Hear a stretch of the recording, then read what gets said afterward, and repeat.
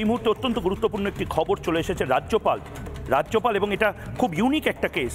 বাংলার রাজ্যপাল সিভি আনন্দ বোস ব্রাত্য বসুকে সরিয়ে দেওয়ার রেকমেন্ডেশন দিয়েছেন, সুপারিশ করেছেন ক্যাবিনেটের কাছে। আপনারা জানেন যে ক্যাবিনেটের একেবারে মাথা, আলংকারিকভাবে মাথা রাজ্যপাল নিজে শিক্ষামন্ত্রীকে সরিয়ে দেওয়ার সুপারিশ করেছেন, কারণ model code of conduct violate করেছেন রাজ্যপালের নিয়োজিত একজন মন্ত্রী। আপনি জানেন ব্রাত্য বসুর অ্যাপয়েন্টমেন্টটিও রাজ্যপাল সিভি আনন্দ বোস করেছেন, মুখ্যমন্ত্রীকেও শপথ বাক্য সিভি আনন্দ বোসই পাঠ করিয়েছেন। সুতরাং রাজ্যপালের এই সুপারিশটা কিস কারণে?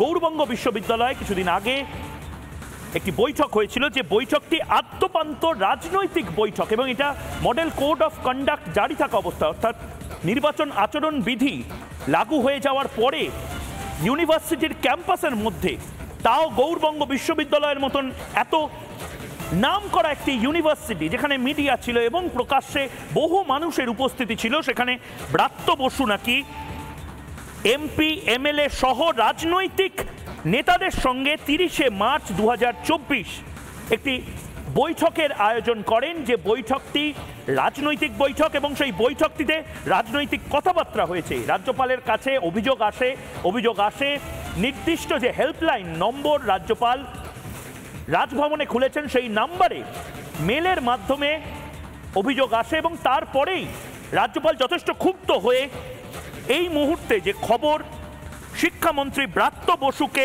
সরিয়ে দেওয়ার সুপারিশ করেছেন রাজ্যপাল সিভি আনন্দ বোস। কিন্তু এখানেই প্রশ্নটা, আমাদের সঙ্গে যারা রয়েছেন তাদের মধ্যে থেকে ঝন্টু বড়াই, আপনি সংবিধানের ক্ষেত্রে দাঁড়িয়ে এবং এই ধরনের স্ট্যাটিউট, এটা কি সম্ভব? আমি যে সেই ব্রেকিংটা লাগাতার রাখতে বলবো এবং তার পাশাপাশি প্রশ্ন করব, ক্যাবিনেট, সে ক্যাবিনেটের মাথা তো রাজ্যপাল নিজে, কারণ কি রাজ্যপালের নিয়োজিত এই সমস্ত ব্যক্তিরা, ওনাকে সরিয়ে দেওয়া, সেটা যদি সিএমকে বলা হয় এবং সরকারকে বলা হয়, তার মানে তো রাজ্যপালের কথা সিএম মানতে তো বাধ্য না একেবারে ফুৎকারে উড়িয়ে দিতে পারেন। মানে কি ব্যাপারটা? এটা খুব বড় একটা রেকমেন্ডেশন। আমি আপনাকে বলি, দেখো 153 নম্বর সংবিধান ধারা, আপনি যেটা প্রথমে শুরু করেছিলেন, সেখানে কিন্তু স্টেট অফ দ্য হেড বলা হচ্ছে রাজ্যপালকে, এবং 160-1 নম্বর ধারায় তাকে বলা হচ্ছে স্বেচ্ছাধারী ক্ষমতা দিয়েছে। রাষ্ট্রপতিকে দেওয়া হয়নি, রাজ্যপালকে।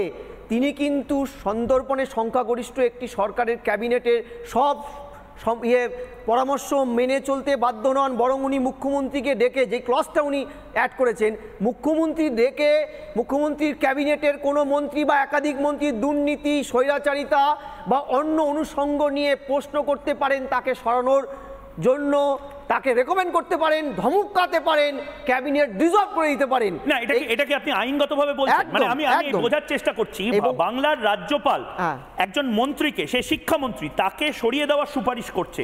এই সুপারিশটা যদি মুখ্যমন্ত্রীর কাছে আসে, বা এই মুহূর্তে মুখ্যমন্ত্রীর জায়গায় আমি ধরে নিলাম যে শিক্ষা সচিব বা মুখ্য সচিবের কাছে এলো, উনি কি ওই কাগজটা জাস্ট সরিয়ে রেখে দিতে পারেন, না ওটাকে সিরিয়াসলি দেখতে হবে? দেখুন, প্রথমে বলি যে উনি যখন এই কথাটা বলেছেন, that is state of the head, যেখানে পরিষ্কার বলা হচ্ছে ভৈরব দত্তের প্রান্তের মতো রাজ্যপালের ক্লজে প্রমোদ দাশগুপ্তকে পর্যন্ত মানতে হয়েছিল একটা সময়।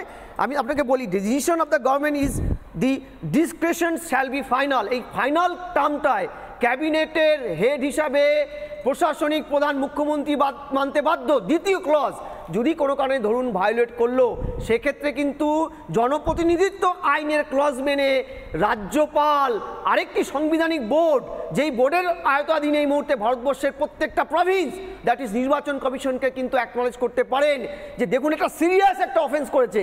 সিরিয়াস অফেন্স এই কারণে, যখনই ময়ূক নির্বাচনী আচরণবিধি কার্যকর হয়ে যায়, তুমি আমি সাধারণ মানুষ থেকে শুরু করে জনপ্রতিনিধি প্রত্যেকে কিন্তু ক্লজ আন্ডার নির্বাচন কমিশন।